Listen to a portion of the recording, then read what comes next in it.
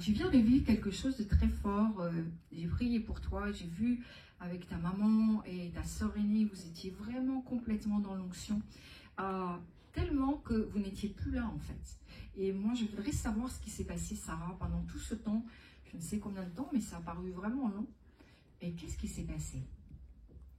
En fait, j'ai ressenti un poids et j'entendais ma propre voix qui me disait que ce poids, c'était le poids de mes péchés et il était extrêmement lourd. Et pendant plusieurs minutes, j'ai essayé de me relever, mais j'arrivais pas. Il était écrasant.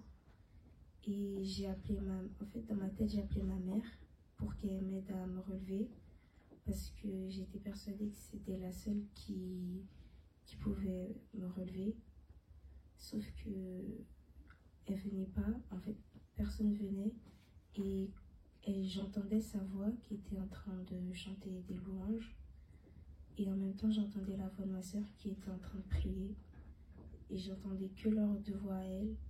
J'entendais plus rien d'autre sauf elle et je les ai appelées plusieurs fois mais elles n'ont pas répondu. Du coup j'ai essayé de me lever toute seule et après pendant plusieurs minutes j'arrivais plus à parler et il n'y avait aucun son qui sortait de ma bouche. Alors juste avant, tu as vu quand même une vision de Jésus. En fait c'était Jésus qui pleurait parce que il pleurait à cause de mes péchés. Et après ça, moi aussi, je me suis mise à pleurer parce que j'avais honte de mes péchés et j'avais mal pour lui. Et après, j'ai ressenti ce poids. Et tu sais que, Sarah, c'est une expérience spirituelle très forte que le Seigneur t'a permis de vivre et de sentir comme ça le poids du péché. Parce que nous, on ne sent pas, on sait qu'on a péché, mais on ne sent pas forcément le poids.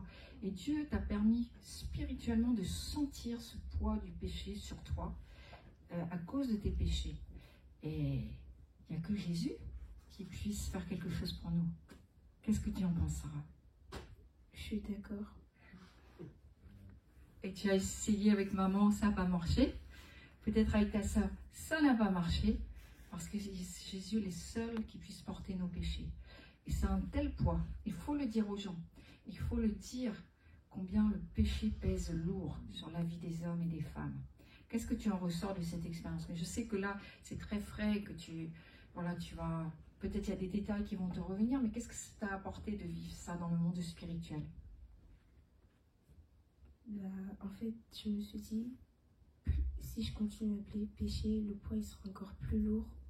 Et il faut que ce poids il devienne pas lourd parce que, en fait, je sais pas comment expliquer, mais c'est trop lourd pour qu'on puisse continuer à pécher et qu'il devienne encore plus lourd parce qu'il est déjà trop.